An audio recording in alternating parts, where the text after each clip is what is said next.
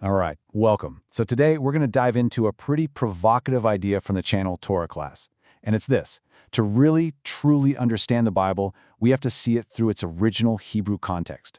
The argument is that over centuries, we've kind of lost touch with the foundational ideas that give the scriptures their deepest meaning. So let's get right into it. So let's just start with a huge question right off the bat.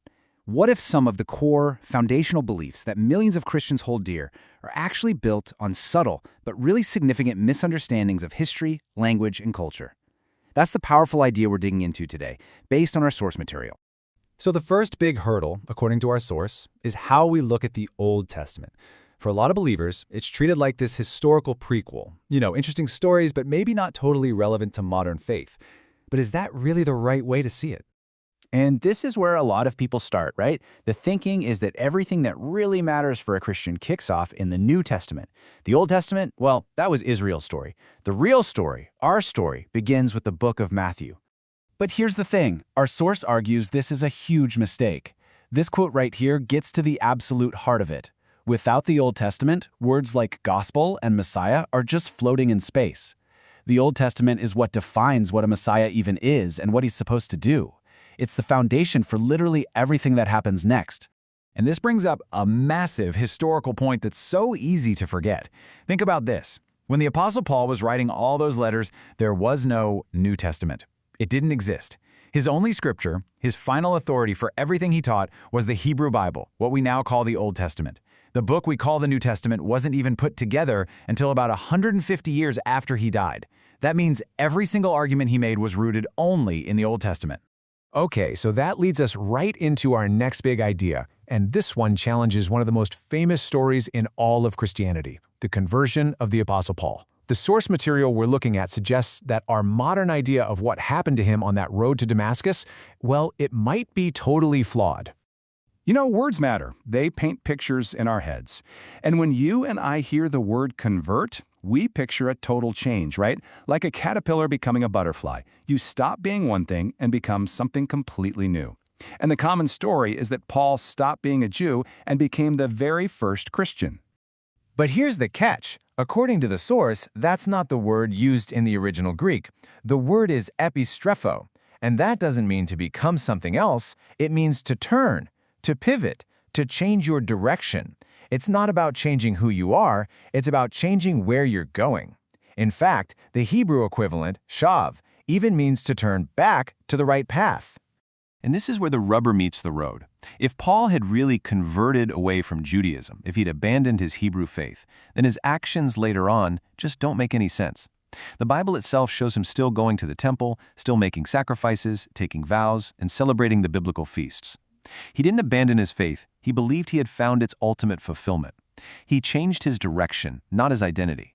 All right, let's switch gears a little because this whole idea of words and their meaning is absolutely crucial. I mean, how much meaning gets lost in translation when we're reading an ancient text from a totally different culture in our modern language? A lot, it turns out. You gotta love this example from the source. It's just perfect. Imagine getting assembly instructions and reading that you need to tighten a screw until it's happy. Now, to the person who translated it, a properly tightened screw is a happy screw. It makes perfect sense. But to you, an English speaker, the cultural context is gone, and the instruction is just ridiculous. Our source argues this exact same thing has happened over and over in our Bibles. Now that was a funny example, but here's where it gets really serious. Take a look at Isaiah 45. The more literal translations say that God creates evil. The original Hebrew word there is ra. But because that's a really difficult idea for us to wrap our heads around, a lot of modern Bibles will change it to calamity or disaster. And yeah, calamity can be a result of evil. But by softening the word, you actually change the original meaning and you start to shift your whole theology. And then you've got words that are just so big, so deep, that one English word can't even begin to cover it. Take the Hebrew word shalom. We always translate it as peace, but that is just a tiny sliver of what it means. It's an entire cultural concept. It's this divine sense of well-being, goodness, prosperity, grace, all wrapped up into one idea. There's no single English word that even comes close. So, let's put the pieces together. If the Old Testament is the foundation, if Paul didn't actually convert, and if our translations are, a bit shaky in places, then where did all our modern interpretations come from? This brings us to the core argument of our source, the clash between man-made doctrine and the original scripture. And here it is. This is the absolute core of the argument. For so many believers, the whole system has been flipped upside down. Instead of building their doctrines from the Bible, they view the Bible through the preset lens of their church's doctrines. The man-made system becomes the authority instead of the scripture itself. What's so fascinating here is the direct parallel the source draws between Christian doctrine and Jewish halakha. I mean, look at this. Both are systems of man-made rules and interpretations that claim to be the true meaning of the original text. And in both religions, these traditions often get so intertwined with the scriptures that people can't even tell where one ends and the other begins. So why does any of this really matter? According to our source, this isn't just some dusty academic debate. This idea that our man-made traditions are just as important as Scripture can lead to a really dangerous kind of spiritual blindness. The source makes a really chilling comparison. Think about it. The religious leaders in Jesus' time, they knew the prophecies inside and out. And yet, they were so blinded by their own man-made traditions that they couldn't see those same prophecies being fulfilled right in front of their eyes. In fact, they ended up helping to fulfill the worst parts of them. And that brings us to the final warning, the takeaway for today. The source argues that, just like in the first century, many believers today are in real danger. And it's not because they don't have enough faith, it's because they become more interested in practicing their religion, their doctrines, their traditions, than they are in pursuing the raw, unvarnished truth of the Scripture. And so we're left with one last, really challenging question we have to ask ourselves.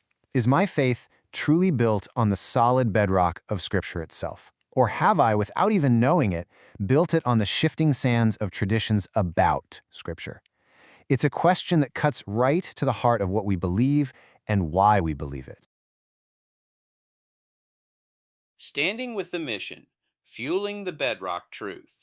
Men leadership in a dark world requires more than just good intentions. It requires the right equipment. If you have visited BioLogos Academy, or if the insights shared here have provided you with a more precise tactical manual for protecting your family and leading your household, then I am asking you to stand with us. We are on a mission to move brothers off the shifting denominational sands and back onto the unchanging rock of Yahweh's instructions. This work, returning to the Hebraic bedrock of our faith, takes time, precision, and resources. Have you considered if these resources have helped you navigate spiritual warfare or gain clarity on the Father's eternal constitution? Would you be willing to help support the mission? Your support ensures we can continue to provide high-level, logic-driven biblical teaching that challenges men to take up their roles as the primary protectors and providers. How you can help. Visit the site. Keep diving into the resources at BioLogos Academy. Support the work. If you've been helped, click the link below to buy me a coffee. Visit biologosacademy.com. Every contribution helps us stay in the fight and keep the dark night of logic mindset sharpened for the next generation of kingdom leaders. Visit biologosacademy.com, making the kingdom great again. Matthew 5:19. Start with the Bible. Stay with the Bible.